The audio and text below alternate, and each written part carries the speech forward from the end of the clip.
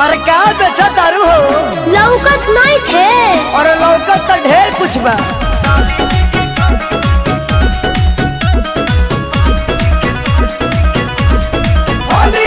Angle music Kumar Ramesh की प्रस्तुति। Market में बिके हर एक माल धस के, होली में चिखला न देत बनी हंस के। मार्केट में बिके हर एक माल धस के, होली में चिखला न देत बनी हंस के। एक एगो पलेट लेके आपस में बांट लो। एक एगो पलेट लेके आपस में बांट लो। साली जी के काट लो या भाभी जी के चाट लो। साली जी के काट लो या भाभी जी के चाट लो।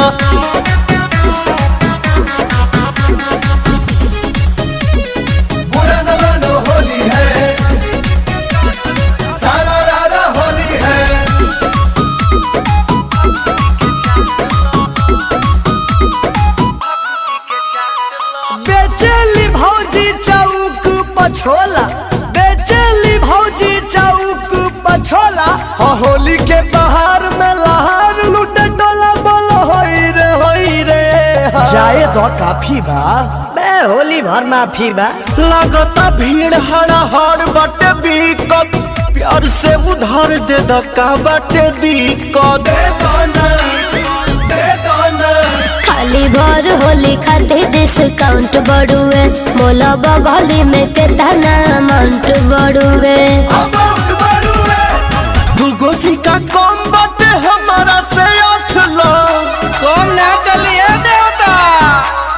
दूगो सिक्का कम बाटे हमारा से 8 लाख। साली जी के काट लो या भाभी जी के चाट लो।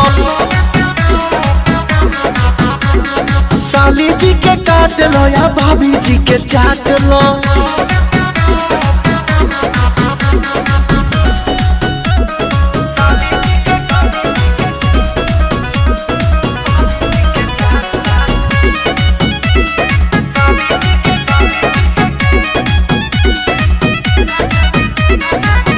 जानी कौन मसाला देलू डाल के, मुहे वाला गलू है निकी निहाल के। हमारा चाहिए यह पिए खातिर मोली के पानी मिलेला, खाली पवन के वही संजवानी मिलेला। जवन जवन मन करे तवन तवन छोट लो। जवन जवन मन करे तवन तवन छोट लो। साली जी के काट लो या भाभी जी के चाट लो। साली जी के काट लो या भाभी जी के चाट लो।